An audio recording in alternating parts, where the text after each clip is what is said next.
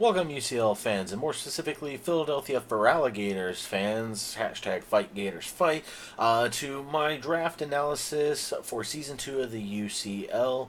We're going to be taking a look at the Season 1 versus the Season 2 picks and just making our own comparisons.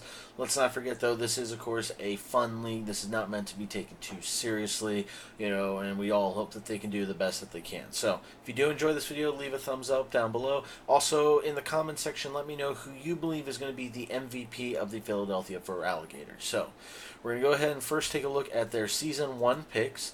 Garchomp was their first round pick. Now, I misclicked when I was doing this original typing. Went 12 and 8, I believe, during the regular season, not 12 and 89, because obviously it was only brought in 12 battles. So 12 and 8 from the Garchomp. Also drafted Skarmory, Talonflame, Feraligatr, Snorlax, Mega Sceptile, Steelix, Trevenant, Hitmonchan, Garbodor, Jinx, and Vivillon.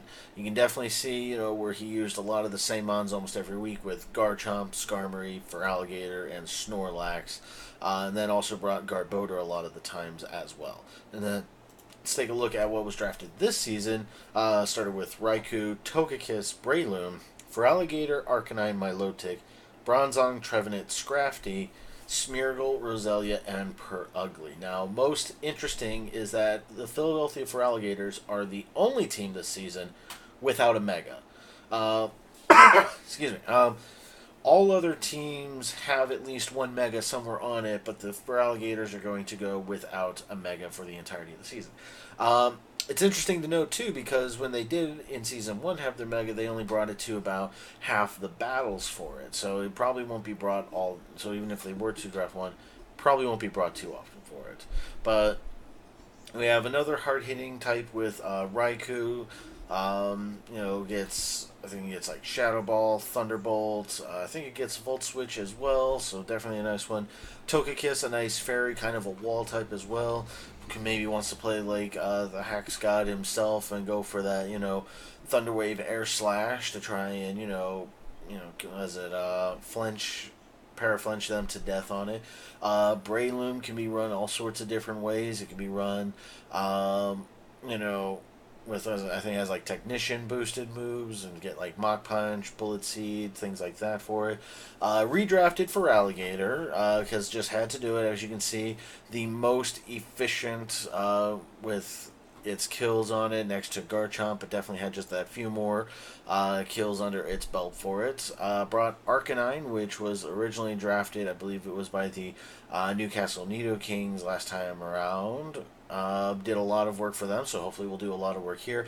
Milotic was one that he was kind of hesitant on because he already had one water type, didn't want to get dual typings early on in the draft.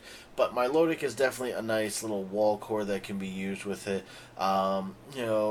With good priority, or not priority, but like good recovery moves. It can also learn Mirror Coat, so if you can predict if they're going to be using a special move on you, that you can just Mirror Coat it right back to them on it. Also gets access to Scald, which most people say is one of the best moves in the game because it has that 30% chance to burn as well. Bronzong was another interesting choice. I think he just needed a Steel type. Didn't want to go with Steelix again, or I think Steelix got sniped from him actually before he had a chance to draft it. So I went with Bronzong, which is nice because it gives him another ground immunity, or it could also give him a little bit of fire resistance depending on which ability he wants to run with it, whether Levitate or Heat Proof on it. Redrafted Trevenant. I think it was just one of those things where he was running low because the RU is probably the smallest tier of all the different tiers that they run with on it. So just kind of went with Trevenant, wanted to see how he would run again this time. Didn't bring it a whole lot last time, only brought it to 4 battles, so we'll see what ends up happening this time. And then drafted Scrafty. Scrafty, another interesting mon. Again, near the end of RU, you're just kind of looking at things that you can get that will end up helping your team in the end. The one thing that I think he seems to be lacking is like good hazard removal. I guess you can go with Togekiss with Defog can be run on it, but other than that,